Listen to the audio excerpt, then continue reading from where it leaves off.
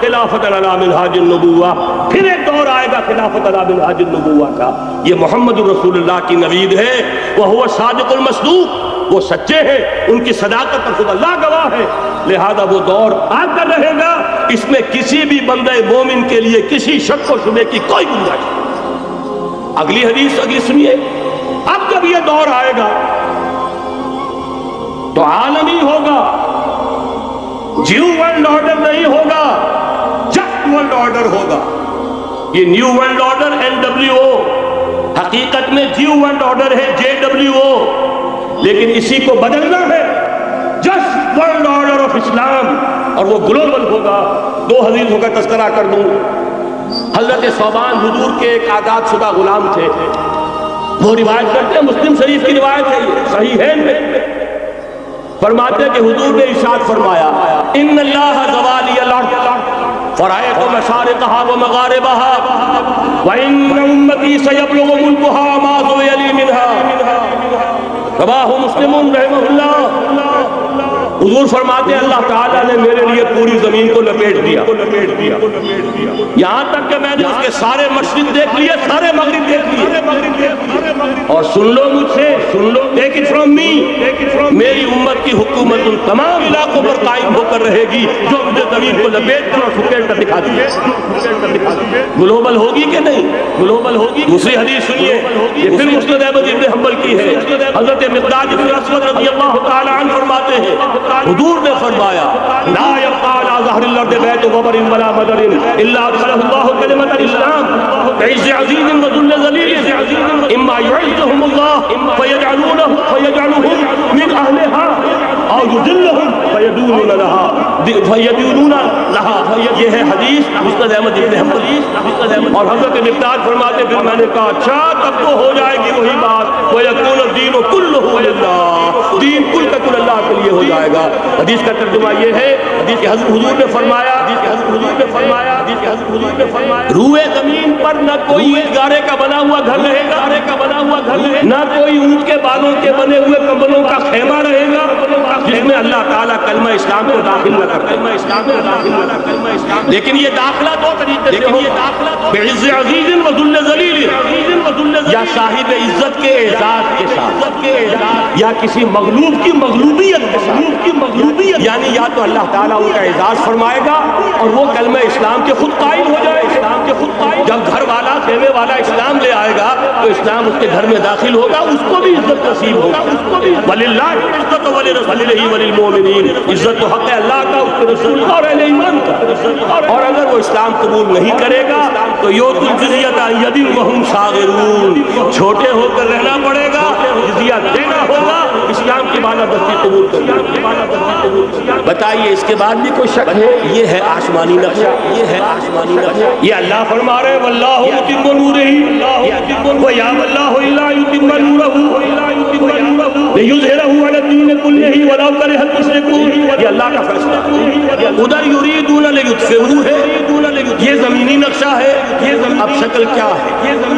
اب میں آپ سے عرض کر دوں کہ ان دونوں کے مابین جو خلا نظر آ رہا ہے، کوئی شخص یقین کے ساتھ نہیں کہہ سکتا کہ اب حالات کا کیا رخ ہوگا، اس لیے کہ ظاہر بات ہے قرآن مجید میں مستقبل کے بارے میں خود حضور سے کہوایا گیا، وَإِنْ أَدْرِي أَقَرِيبٌ أَمْ بَعِيدٌ مَا تُوعَدُونَ۔ لوگوں مجھے معلوم نہیں ہے کہ جو بات کی تمہیں خبر دی جا رہی ہے وہ قریب آ چکا ہے یا دور ہے۔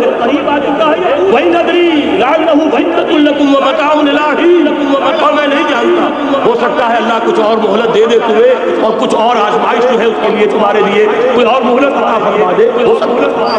تو میں بھی کسی دعوے سے نہیں کہہ رہا، لیکن دو امکان نمبر ایک کیا؟ ابھی عالم اسلام کا ایک سالڈ بلاک ہے جو یہودی ورلڈ آرڈر کی نگاہوں میں کھٹکتا میں کھٹکتا ہوں قلعہ یزدہ میں کانٹے کی طرح۔ اگرچہ ان کی اسٹریٹجی کیا ہے؟ ایک ایک کر کے ان کے حصے بکھرے کر کے تیا پانچا کرو۔ ابھی وہ بلاک کون سا ہے؟ ایران ہے، افغانستان ہے، پاکستان ہے، اور روسی ترکستان سے آزاد ہونے والی جو ریاستیں ہیں، یہ ایک سالڈ، یہ عجمی مسلمان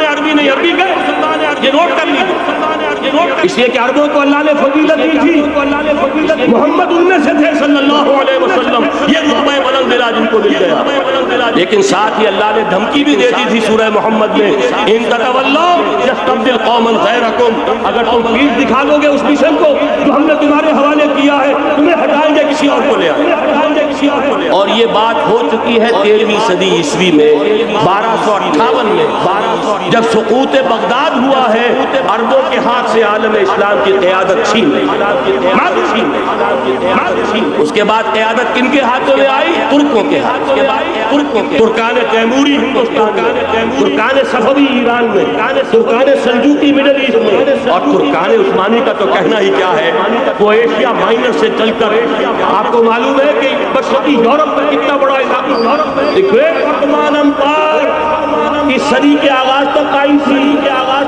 اس صدی میں عجیب عجیب معجزے ہوئے ہیں۔ گریٹ عثمان امپائر جو 3 بر اعظموں پر محیط، نام و نشان ختم، نام و نشان، دی گریٹ USSR، نام و نشان ختم۔ اب تو روس صاحب ایک ملک کی حیثیت سے رہ گئے۔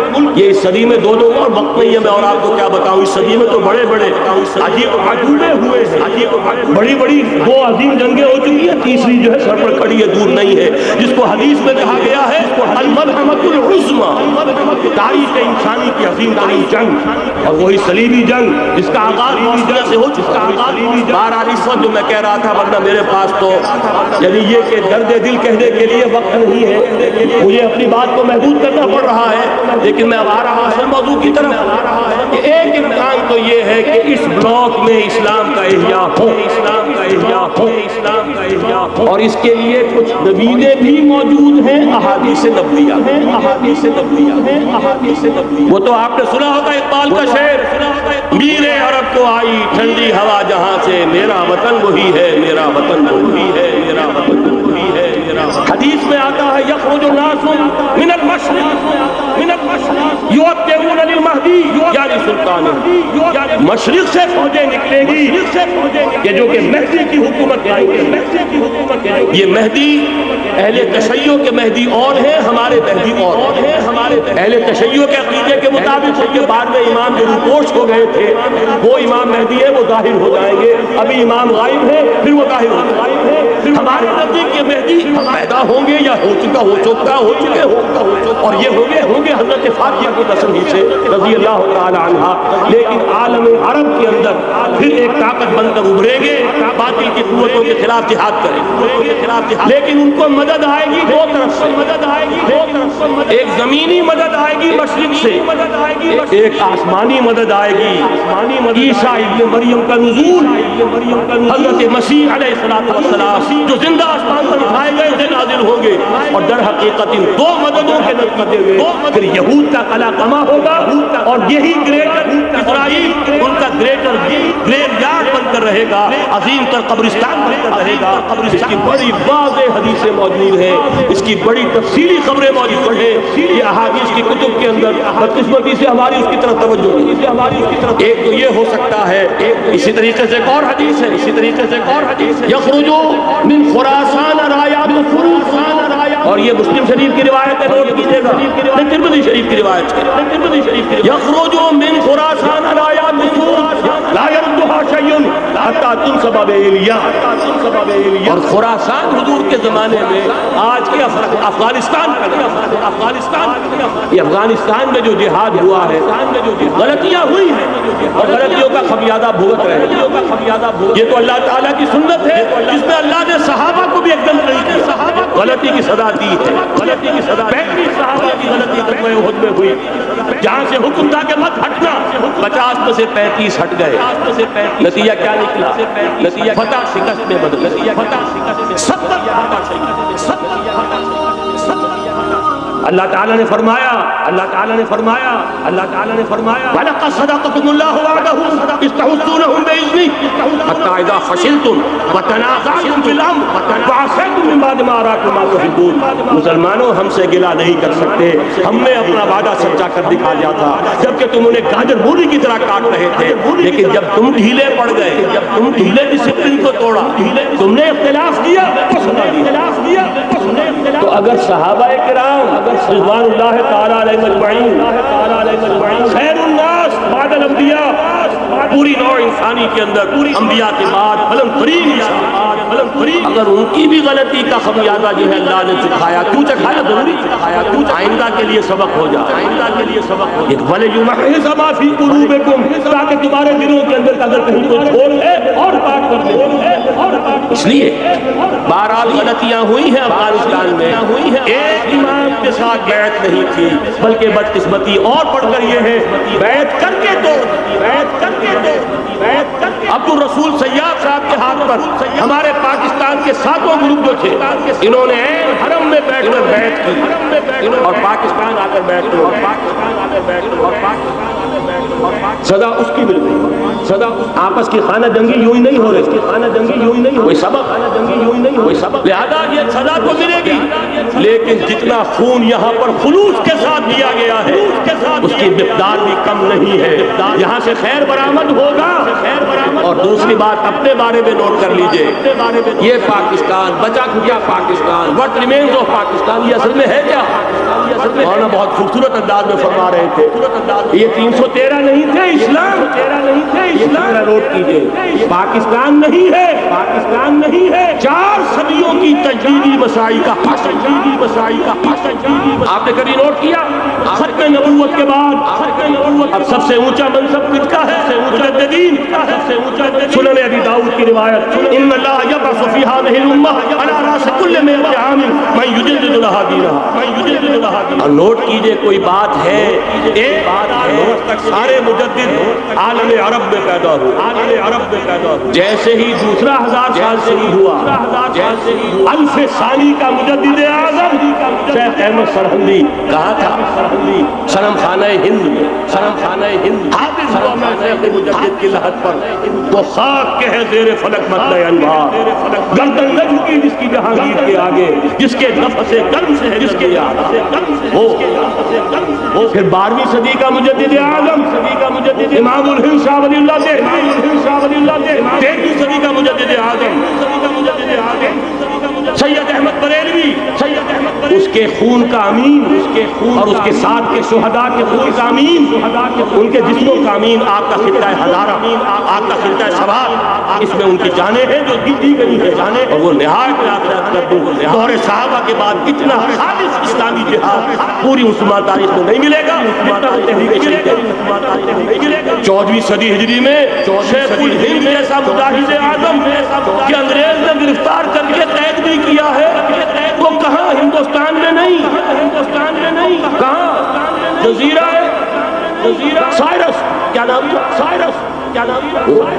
مالٹا، جزیرہ مالٹا بحر روم میں، اقبال کے نفس سے ہے لالے کی آگ تیز، ایسے غزل سرا کو چمن سے نکال دو، کہیں ہندوستان کی کسی جیل میں ہوا تو شاید اس کے نفس کی گرمی ہی سے کوئی حرارت پیدا ہوتا، اور اسی صدی میں 14ویں صدی ہجری میں اقبال جیسا مفکر، اسی 14ویں صدی ہجری میں مودودی جیسا مصنف، اسی 14ویں صدی ہجری میں مولانا الیاس جیسا مبلغ رحمہ اللہ، عظیم شخصیتیں آج پورے عالم اسلام میں آپ کو تبلیغی دوست ملیں گے۔ یہ کہاں سے شروع ہوئی تحریک؟ یہ دہلی کی چھوٹی سی مسجد، وہ مسجد بنگلے والی اب تو بڑی عالیشان ہو گئی ہے، جب وہاں شروع ہوا تھا کام بڑی چھوٹی، یہ سارے کام یہاں کیوں ہوئے؟ پورا عالم اسلام آزاد ہوا، کہیں نعرہ اسلام کا نہیں لگا، کہیں عرب قومیت پر، کہیں کسی اور عصبیت پر تحریکیں چلی ہیں، صرف تحریک پاکستان تھی۔ یہ پاکستان کا مطلب کیا؟ وہی سبب ہے کہ یہاں حاصل بات ہوئی، حاکمیت اللہ کی ہے، کہ اکبر نام لیتا ہے خدا کا اس زمانے میں، یہ سارا ماضی سامنے رکھیے اور حضور کی دی ہوئی پیشن گوئیوں کا مستقبل سامنے رکھیے، ان دونوں سے ثابت ہونا ہے اس خطہ ارضی سے اس ہونا ہے، اگرچہ بھٹکے ہوئے ہیں لیکن کبھی بھولی ہوئی منزل بھی یاد آتی ہے راہی کو، اور بھٹکے ہوئے آہو کو پھر سوئے حرم لے چل، اس کی ضرورت ہے۔ مسلمان کو اس کا مقصد یاد دلایا جائے۔ پاکستان اس لیے نہیں بنایا گیا تھا کہ ہمارے ہاں کھاتے اور بگلے نہیں تھے تو ہمارے پاس اس کے بھی باپ وجود میں آ جائے. اس لیے تو نہیں بنایا گیا تھا. پاکستان اس لیے نہیں بنایا گیا تھا کہ جاگیرداروں کی جاگیرداریاں محفوظ ہو. پاکستان اس لیے تو نہیں بنایا گیا. پاکستان اس لیے تو نہیں. اور یہ کہ نمازیں اور مسجدیں تعمیر ہو جائیں. مسجدیں تو امریکہ میں تعمیر ہو رہی ہیں عالی شان سے عالی شان. یہ پاکستان نہیں بنا. آج بھی مسلمان, میں معذرت سے عرض کر رہا ہوں مولانا سے, آج بھی بھارتی مسلمان کی ایوریج نمازی ہونے کے اعتبار سے پاکستانی مسلمان سے کہیں بہتر. آج بھی برقع نظر آ جائے گا تو ہندوستان میں نظر آ جائے گا. میں نے اپنی آنکھوں سے دیکھا چند سال پہلے جب مکہ مسجد حیدرآباد دکن میں 3 دن مسلسل میری تقریریں ہوئی ہیں. 10,000 اور 5,000 خواتین, اور ان میں سے کوئی بغیر برقعے کے نہیں. ایک سیلاب نظر آ رہا تھا برقعہ کی جب تک ختم ہوا ہے رات کے 12 بجے 3 دن تک. 12 بجے 3 دن. یہاں کہاں نظر آئے گا برقعہ آپ کو؟ یہاں تو جس کے بعد 2 پیسے ہو گئے اس کے سب سے پہلے برقعہ اٹھا کے پھینکا. سب سے پہلے برقعہ اٹھا کے معلوم اچھی طرح سمجھ لیجئے. یہ چیزیں تو وہاں زیادہ ہیں, یہاں کی نسبت وہاں زیادہ ہے. اصل ضرورت تھی کہ یہاں اس نظام کو ضرورت تھی وہ نظام عدل اجتماعی, وہ جس میں حریت ہو, جس میں عام آدمی بھی خلیفہ ملک کو ٹوک سکے. یہ کرتا کیسے بن گیا؟ یہ کرتا کیسے؟ ایک خاتون بھی کھڑی ہو کر دامن پکڑ لے. عمر تمہیں کیا حق ہے کہ ہمارے محل کے اوپر پابندی لگا رہے ہو؟ جبکہ اللہ نے نہیں لگائی. اللہ قرآن میں 13 کا لفظ استعمال کر رہا. ڈھیروں سونا دے دے کوئی شخص اپنی بیوی کو مہر کے اندر, طلاق دیتے وقت اس میں سے کچھ نہیں لے سکتا. آپ کون ہوتے ہیں ہمارے حق کے اوپر پابندی لگانے والے؟ اور عمر نے کہا آج ایک بڑھیا نے آپ عمر کو دین سکھایا. آرڈیننس واپس آیا. حضرت سعد بن ابی وقاص رضی اللہ تعالی عنہ جو فاتح ہیں ایران سے, وہ گورنر ایسے نہیں بن گئے کہ ریوڑیاں بٹی ہو گورنری مل گئی ہو. وہ تو خود فاتح تھے ایران کے, اس لیے گورنر. صرف ایک پرچہ پہنچا ہے بارگاہ خلافت میں. حضرت عمر فاروق کے پاس انفارمیشن آئی سعد نے اپنے گھر کے باہر ڈیوڑی بنا لی اور ایک دربان کھڑا حضرت بلال کو بھیجا ہے اور یہ حکم تھا کہ بلال پہلے تو جاتے ہی ڈیوڑی میں آگ لگا دے, پھر یہ رقعہ دینا میرا. اور رقعے میں لکھا ہوا تھا ہے لوگوں کو ان کی ماؤں نے آزاد کرنا تھا, تم نے انہیں اپنا غلام کب سے بنا لیا. یہ دربان کھڑے کر دیا وہ حریت, وہ مساوات. کہ جا رہا ہو خلیفہ وقت, اور چارج لینے جا رہا ہے بیت المقدس کا, تو ذاتی علاج کے لیے نہیں جا رہا, سیر و سیاحت کے لیے نہیں جا رہا, چارج لینے کے لیے. بالکل سرکاری وزٹ ہے, اسٹیٹ. اور حال کیا ہے 700 میل کا فاصلہ طے کرنا اور کوئی انٹوریج نہیں, کوئی قدم و حشم نہیں, کوئی جمبو جٹ بھرے ہوئے نہیں, کچھ نہیں. ایک اونٹنی ایک خادم. اس ایک اونٹنی پر کیونکہ راستے کا راشن بھی ہے لہذا 2 آدمی نہیں بیٹھ سکتے. ایک بیٹھ سکتے. ایک منزل خلیفہ وقت بیٹھا ہوا ہے اوپر اور خادم نکیل پکڑ کر چل رہا ہے. اگلی منزل خادم اوپر بیٹھا ہے اور خلیفہ وقت اور خلیفہ عمر بن الخطاب رضی اللہ تعالی عنہ, اور وہ آگے نکیل پر. یہ نظام چاہیے, اس کے انتظار میں, اس کی تلاش میں نوع انسانی نے کتنے تجربے کر, کیسی چھلانگیں لگائے, کیسی ملوکیت ختم کی. ملوکیت آسمان سے گرا, جمہوریت آئی نام نہاد, لیکن وہ سرمایہ دارانہ نظام بن کر آگے سے بڑھ کر لعنت بن گئی. پہلے جاگیردار مسلط تھا, اب سرمایہ دار اور کارخانے دار مسلط. اس سے نکلنے کے لیے لوگ اس سے کمیونزم کی طرف گئے, اسلام لگائی کی طرف. اب ایک پارٹی ڈکٹیٹر بن کر بیٹھ گئے. انسان رست از یک بنتا افتاد در بندے دیگر, ایک چیز سے غلامی سے نجات پاتا ہے. اور کیوں کہ وہ نظام عدل اجتماعی جو محمد عربی کو دے کر بھیجا گیا تھا, اس کے کسٹوڈین سوئے ہوئے. اس کے کسٹوڈین کو اندازہ ہی نہیں. یہ نسخہ تو ہمارے پاس تھا, ہمیں عمل کرنا تھا, دنیا کے سامنے پیش کرنا تھا. پاکستان بنایا اس لیے گیا تھا کہ ہم اس کا ایک نمونہ دنیا کے سامنے پیش کریں گے. قائد اعظم نے فرمایا تھا کہ ہم یہ چاہتے ہیں کہ پاکستان کی صورت میں عہد حاضر میں اسلام کے اصول حریت و اخوت و مساوات کا ایک نمونہ قائم کر کے. کہاں ہے وہ؟ بھٹک گئے, سو گئے. بہرحال اب بھی وقت ہے, جب تک سانس تب تک. میرے عزیز نے تو ڈرایا ہے, وہ صحیح ڈرایا ہے. اللہ تعالیٰ نے 25 برس انتظار کیا،